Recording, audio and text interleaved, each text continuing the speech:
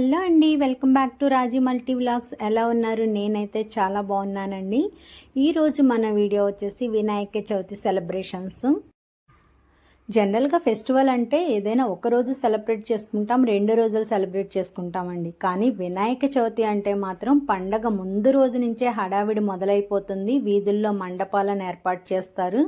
ఆ మండపాలని ఏర్పాటు చేయడానికి పిల్లలు పెద్దలు డొనేషన్స్ కలెక్ట్ చేస్తూ ఉంటారు. సో ఈ ఫెస్టివల్ అయితే మాత్రం చిన్న పెద్ద ఆడుతూ పాడుతూ 9 days 5 days అలా వాళ్ళ శక్తి కొలది సెలబ్రేట్ చేసుకుంటారు.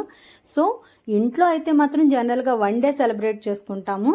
కానీ ఈ ఫెస్టివల్ మండపాల్లో ఎక్కువగా సెలబ్రేట్ చేసుకుంటారు. ఆ విశేషాలన్నీ కూడా నేను ఈ వీడియోలో మీకు వివరిస్తున్నాను. ఇంట్లో ఆడపిల్లలు ఉంటే ఆ అందం సందడి వేరుగా ఉంటుందండి. చూస్తున్నారు కదా, పండగ పనుల్లో చాలా బిజీగా ఉన్నారు. మా పిల్లలిద్దరూ మా వారు ముగ్గురు కలిసి పాల వెల్లిని రెడీ చేస్తున్నారండి. వాళ్ళు ప్రతి ఇయర్ కూడా ఇదే పని అన్నమాట. వాళ్ళకి దాన్ని అందంగా డెకరేట్ చేస్తారు. దానికోసం పోటీ పడుతూ ఉంటారు. చూస్తున్నారు కదా ఎంత కష్టపడి ప్రిపేర్ చేస్తున్నారో. మా ఇంట్లో పండగ హడావిడి చూస్తున్నారు కదండి. నేనైతే ఉదయమే లేచి నా పనులన్నీ కంప్లీట్ చేసుకుని పండగ పనులు అనేది స్టార్ట్ చేస్తాను. ముందుగా ప్రసాదాలన్నింటినీ కూడా సిద్ధం చేసుకుని ఆ తర్వాత పూజకు కావాల్సినవన్నీ కూడా రెడీ చేసుకుని పూజ గదిని రెడీ చేసుకుంటున్నాను. మా పిల్లలైతే ఇలా గుమ్మానికి పసుపు రాసి పూజ పనుల్లో చాలా బాగా హెల్ప్ చేస్తున్నారు. ఆడపిల్లలంటే అంతేనండి, వాళ్ళకి ఆ పనులు చేయడం అదొక సరదా. నేనైతే వినాయకునికి ఆసనం అనేది సిద్ధం చేస్తున్నానండి. పీట వేసి ముగ్గు వేసి ఆ తర్వాత వినాయకుడికి వెల్కమ్ అనేది చెప్పేద్దాము. ముందుగా నేనైతే మార్నింగే లేచి నా పనులన్నీ కంప్లీట్ చేసుకుని ప్రసాదాలు అయితే రెడీ చేసేసుకున్నాను. సో ఆ తర్వాత పూజ గది కూడా సిద్ధం అయిపోయింది కదా, గణపతి బప్పకి వెల్కమ్ చెప్పేద్దామా అండి. నేనైతే పర్యావరణాన్ని పరిరక్షించే బాధ్యతగా మట్టి విగ్రహాన్ని మాత్రమే తీసుకొని వచ్చి పూజ చేస్తున్నానండి. మీరు కూడా తప్పకుండా ఇదే ఫాలో అవ్వండి. ఈ విధంగా మట్టి విగ్రహాలను తెచ్చుకోవడం వల్ల పర్యావరణానికి మనం కొంతైనా హెల్ప్ చేసిన వాళ్ళం అవుతాము, కాలుష్యాన్ని తగ్గించిన వాళ్ళం అవుతాము, అలాగే ప్లాస్టిక్ వాడకాన్ని కూడా తగ్గించినట్టు అవుతుంది. సో ఇంకెందుకు ఆలస్యం, వినాయకుడిని ఏర్పాటు చేసి బొట్టు పెట్టి దండ వేసి పూజ అనేది స్టార్ట్ చేసేద్దాం. చూస్తున్నారు కదండి, అంతా కూడా రెడీ అయిపోయింది. ఇంకా పూజ చేసుకోవడమే ఆలస్యం అన్నమాట. నేనైతే దీపం పెట్టి పూజ అనేది స్టార్ట్ చేస్తున్నాను. ఈ సంవత్సరం పూజ అంతా కూడా మా పిల్లలు మా వారు అనేది చేస్తారు. నేను మాత్రం బుక్ చదువుతూ వాళ్ళకి ఇన్స్ట్రక్షన్స్ అయితే ఇస్తున్నాను. సో వాళ్ళే మిగిలిన పూజ అంతా కూడా చేసేస్తారనమాట. ఈ విధంగా ఇంట్లో పూజలప్పుడు పిల్లల్ని కూడా ఇన్వాల్వ్ చేయడం వల్ల వాళ్ళకి బాధ్యతగా ఉంటుంది. అలాగే పూజ చేయడం కూడా సరదాగా ఉంటుంది. మన ఇంటి పద్ధతుల్ని మనం నేర్పించిన వాళ్ళం అవుతాం. చూస్తున్నారు కదండి, మా ఇంట్లో పూజ అయితే మాత్రం మా పిల్లలు మా వారు ఎంత చక్కగా చేస్తున్నారో. ఈ విధంగా పూజ అనేది కంప్లీట్ చేసేసాము. నెక్స్ట్ మార్నింగే లేచి ప్రసాదాలు రెడీ చేశానని చెప్పాను కదా, ఏమేం ప్రసాదాలు రెడీ చేశానో చూద్దామా అండి. ముందుగా అయితే పండగ ఏదైనా సరే మనకి ముందుగా గుర్తొచ్చేది పులిహోర అండి. మా ఇంట్లో పులిహోర అంటే అందరికీ చాలా ఇష్టం. సో పులిహోర, అలాగే వినాయకుడికి ఎంతో ఇష్టమైన ఉండ్రాళ్ళు, అలాగే పాల తాలికలు అంటారు కదండి. సో నేనైతే ఫస్ట్ టైం చేస్తానన్నమాట. ఎవ్రీ ఇయర్ నార్మల్గా పాయసం చేస్తాను. ఈ ఇయర్ ఫస్ట్ టైము మోదక్ కూడా ప్రిపేర్ చేశానండి. కుడుములు అన్నీ కూడా వినాయకుడికి ఎంతో ప్రీతి అయిన ప్రసాదాలను అయితే సిద్ధం చేశాను. మరి ఇంకెందుకు ఆలస్యం, నైవేద్యం సమర్పించేద్దాం ఆ దేవుడికి. ఇలా నేను 5 రకాల ప్రసాదాలు అయితే సిద్ధం చేశాను.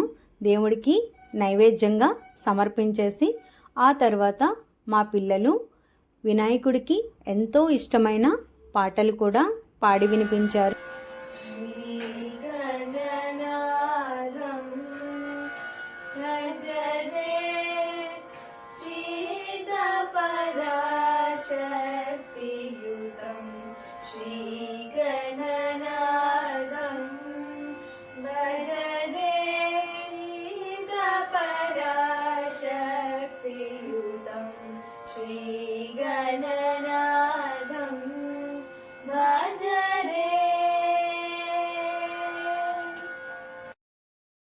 ఇంట్లో పూజ కంప్లీట్ చేసుకుని మా అపార్ట్మెంట్లో ఉన్న వినాయకుడి టెంపుల్కి అయితే వెళ్ళాము.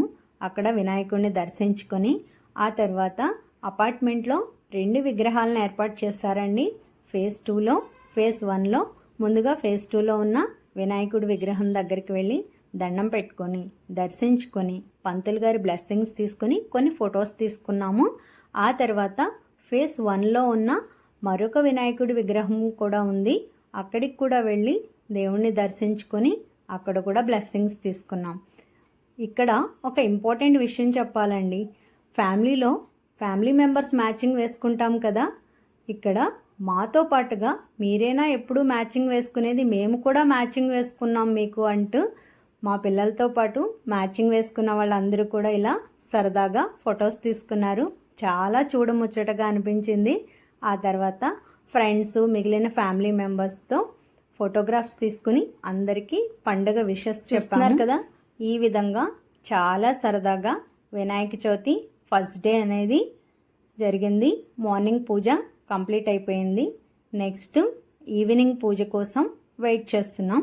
ఈవినింగ్ మళ్ళీ ఫ్రెష్ అయిపోయి ఇంట్లో దీపం పెట్టుకొని నెక్స్ట్ మళ్ళీ సేమ్ ఫేజ్ 2 అండ్ ఫేజ్ 1 దేవుడి దగ్గరికి వెళ్ళి దర్శనం చేసుకుని బ్లెస్సింగ్స్ తీసుకున్నాము. అలాగే గ్రూప్ ఫోటో అనేది తీసుకున్నాము.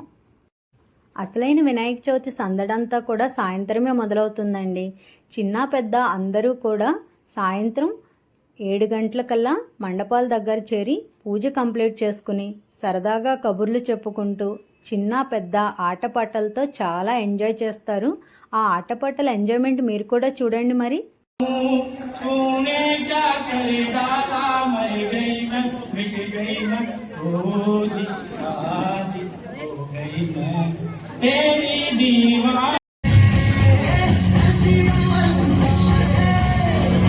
చూసారు కదండి ఆటపాటల సందడి. అప్పుడే అయిపోలేదు, ఇది ఫస్ట్ రోజు మాత్రమే. ఇంకా 4 డేస్ మిగిలే ఉంది. ఆ మిగిలిన 4 డేస్ కూడా ప్రతిరోజు నేను వీడియో పోస్ట్ చేస్తూ ఉంటాను. మీరు తప్పకుండా వాచ్ చేయండి. నచ్చిందండి వీడియో? నచ్చితే తప్పకుండా లైక్ చేయండి, ఛానల్ని సబ్స్క్రైబ్ చేసి సపోర్ట్ చేయండి. మళ్ళీ సెకండ్ డే వీడియోతో మళ్ళీ కలుద్దాం. అప్పటి వరకు bye bye. Thank you for watching.